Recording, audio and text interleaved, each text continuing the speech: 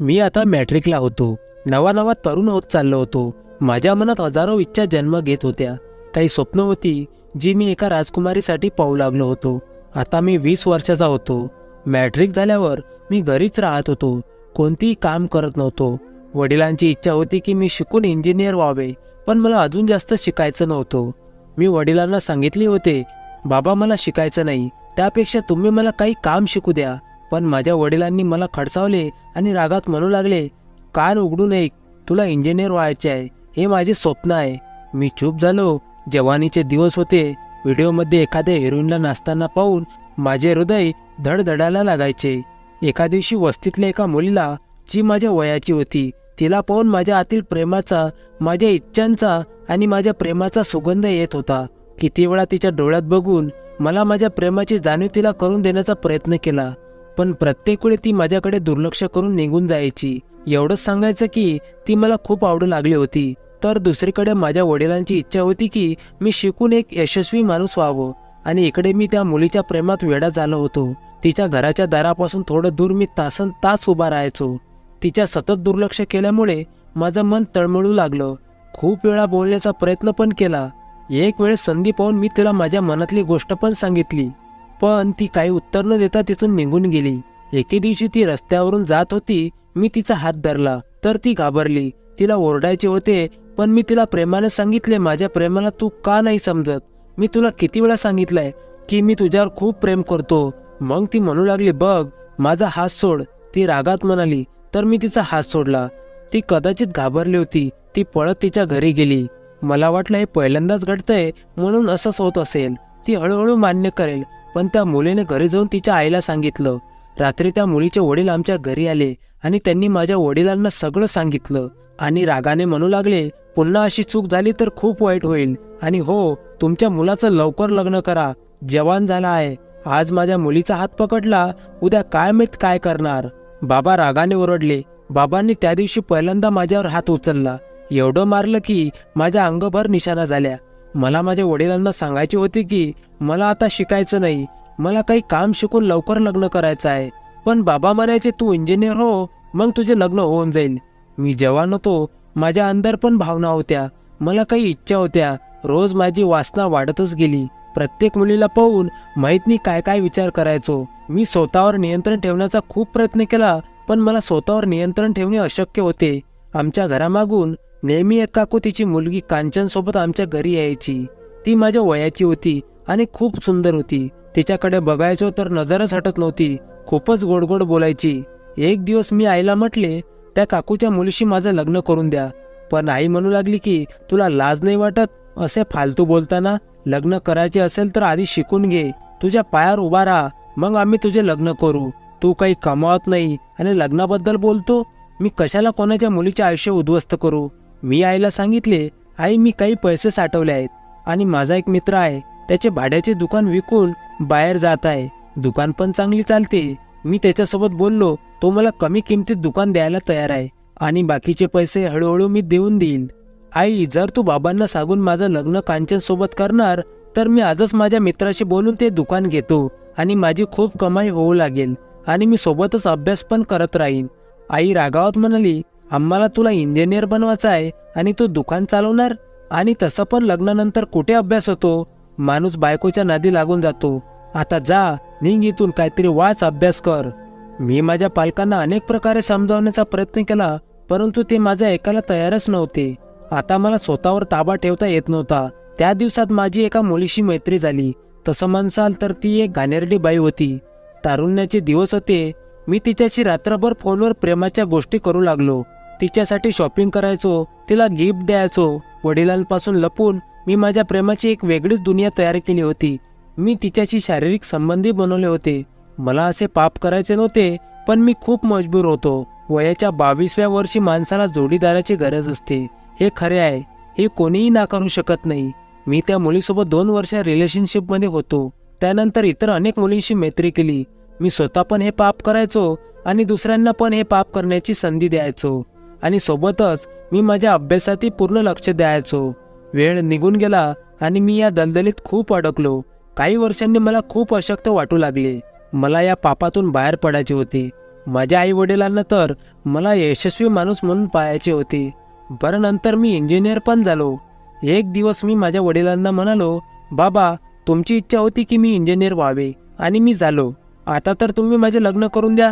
पण पप्पा हसून म्हणाले, शरम कर शरम. तुझा मोठा भाऊ अजून बिना लग्नाचा आहे. मी त्याच्यासोबत लग्नाची गोष्ट केली, पण त्याला अजून 2 वर्ष लग्न करायचं नाही. पहिलं मोठ्याचं लग्न करणार, मग तुझं. लोक काय म्हणतील की मोठा मुलगा बिना लग्नाचा बसलाय आणि त्याने लहान मुलाचं लग्न केलं आणि घरची परिस्थिती पण बिकट आहे. छत तुटलेलं आहे. बायकोला कुठे ठेवणार? लोक टोमणे मारून मारून मारून टाकतील आपल्याला. आता आधी चांगली नोकरी शोध आणि मग स्वतःचं वेगळं घर बांध, मग लग्न कर. 4 पैसे असतील, घर स्वतःचे असेल तर कुटुंबातही आदर होईल. मी चूप झालो. मी कसं सांगू बाबांना की मी किती लाचार झालोय. इच्छा नसतानाही पाप करायला लागलोय. मला जोडीदाराची गरज आहे. मला पापांपासून वाचायचं आहे. पण माझ्या आई वडिलांना तर नवीन घराची आणि नातेवाईकांची फिकर होती. मग मी नोकरीसाठी भटकू लागलो. काही दिवसांनी मला दुसऱ्या शहरात एका खाजगी कंपनीत नोकरी लागली. मी दुसऱ्या शहरात गेलो. तिथे नोकरी करू लागलो. वेळ निघून जात होती.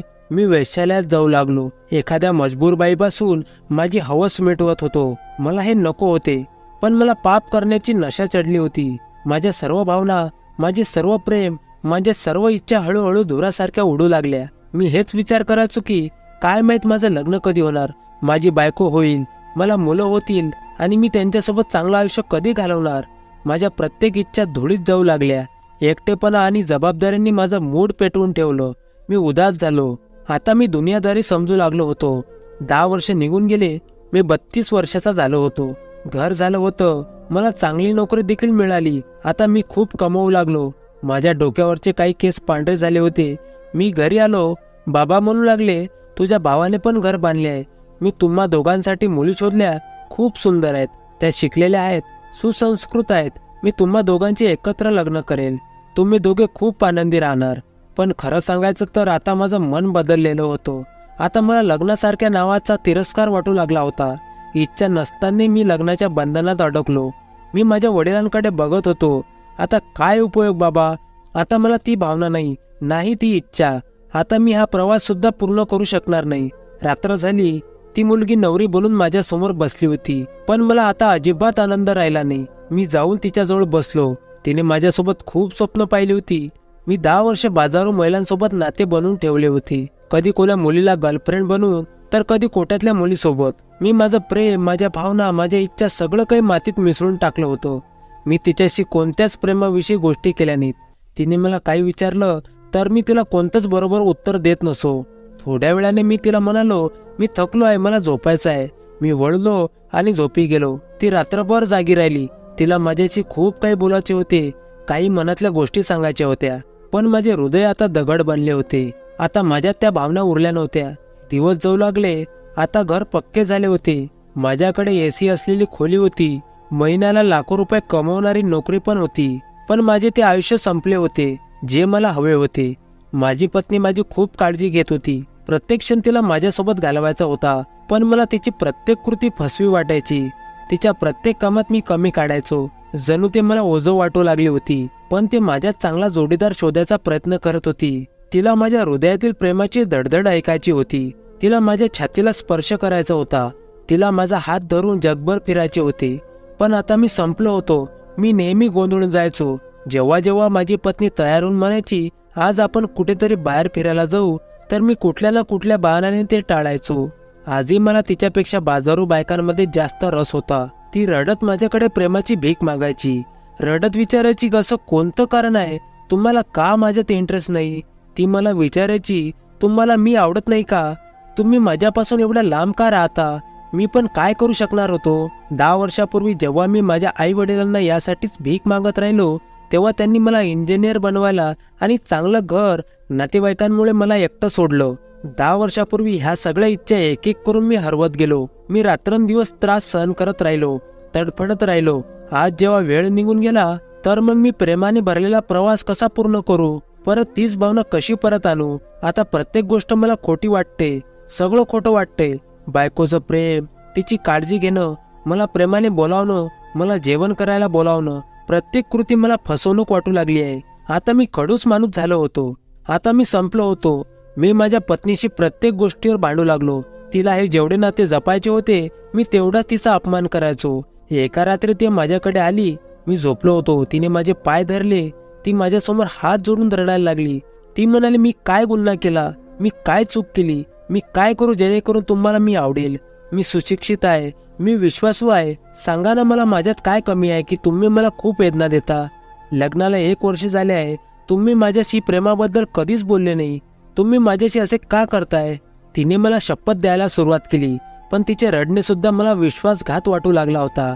मी गप्प झालो. माझे दुर्लक्ष करणे तिला त्रास देऊ लागले. मी अजूनही बाजारातील बायकांशी रात्र काढायचो. मला त्यांचे बोलणे आणि त्यांचे वागणे यात मला आनंद वाटायचा. जेव्हा एखाद्या स्त्रीमधून माझे मन भरून जायचे तर दुसऱ्या स्त्रीसोबत मी मन लावून घेत असो. आता मी या जगात हरवून गेलो होतो. मी कसा एकाच बाईसोबत म्हणजे माझ्या बायकोसोबत पूर्ण आयुष्य घालू शकत होतो. मला तर आता सवय पडली होती बायांना बदलण्याची. एक दिवस असा आला की माझ्या बायकोला माझी सगळी हकीकत कळली. मला वाटले आता ती मला सोडून संपूर्ण कुटुंबात माझी बदनामी करेल. पण असे काही नाही झाले. ते तर खूप तडपडत होती. पूर्ण रात्रभर माझे पाय धरून रडत राहिली आणि मला विचारत होती की माझ्यात काय कमी आहे की तुम्ही बाजारात बायकांकडे जाता. माझ्याकडे तिच्या प्रश्नाची काहीच उत्तरे नव्हती. मग ती रडता रडता म्हणू लागली, देवा का तर हे काम सोडून द्या. माझ्याजवळ येऊ नका. माझा तिरस्कार करा. पण प्लीज हे सगळं सोडून द्या. तुम्ही तुमचे आयुष्य उद्ध्वस्त करत आहात. देवाला तरी घाबरा. ती मला देवाचे वास्ते देत राहिली आणि मी निष्काळजीपणे कळा बदलून झोपी गेलो. थोड्या वेळाने मी स्वप्नात स्वतःला एका मोठ्या मैदानात पाहिले जेथे न्यायालय सुरू होते आणि माझी पत्नी जोरात ओरडत होती आणि म्हणत होती की हा व्यक्ती माझ्या आनंदाचा खुनी आहे. मी तिला खूप समजावले पण तिने माझे काहीच ऐकले नव्हते. मला न्याय हवा आहे, मला माझे सुख हवे आहे अशीच बोलत होती. मग अचानक मला वाटले की मला आगीच्या दिशेने ढकलले जात आहे. इच्छा असूनही मी स्वतःवर नियंत्रण ठेवू शकत नव्हतो. मी जोरजोरात ओरडू लागलो. आग माझ्या खूप जवळ आली होती की मी घाबरून उठलो. माझे डोळे उघडले होते. मला अजूनही त्या आगीची उष्णता माझ्या आत जाणवत होती. माझी पत्नी बेडवर माझ्या पायाकडे टेकून झोपली होती. रडत रडत तिला झोप लागली असावी. माझ्या डोळ्यातून अश्रू वाहू लागले. मी पटकन उठून तिच्या शेजारी बसलो. मी रडत होतो. मी देवाला माझ्या पापांची क्षमा मागत होतो. माझ्या रडण्याच्या आवाजाने माझी बायको जागी झाली आणि मला रडताना पाहून विचारू लागली, काय झाले, तुम्ही का रडतायत. मी हात जोडून तिची माफी मागू लागलो. देवा खातर मला माफ कर. मी वचन देतो की मी असे पाप पुन्हा कधीच करणार नाही आणि तुझ्यासोबत चांगले आयुष्य घालवीन. मी तुला तुझा हक्क देईन. माझी पत्नी सुद्धा आश्चर्यचकित झाली आणि खूप आनंदी झाली. तिने मला मिठी मारली आणि म्हणाली, त्या ईश्वराचे आभार आहे ज्यांनी तुम्हाला बरोबर समजून घेण्याची शक्ती दिली आणि मी देवाकडे प्रार्थना करते की देव तुम्हाला क्षमा करो. आज त्या गोष्टीला 1 वर्ष पूर्ण झाले आहे. आम्हाला आता एक लाडका मुलगा आहे. आम्ही देवाचे आभारी आहोत की आज त्यांच्यामुळे आमचे जीवन आनंदाने भरले आहे. मी सर्व पालकांना हात जोडून सांगतो, तुमच्या मुलांची लग्ने वेळेवर करून द्या, नाहीतर या पापाला मुलांसह तुम्हीही जबाबदार असाल.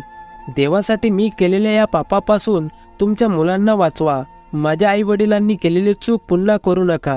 कथा कशी वाटली मित्रांनो कमेंट करून नक्कीच सांगा आणि चॅनलला प्लीज सबस्क्राईब करा. धन्यवाद. पुन्हा भेटू नवीन कथेसह.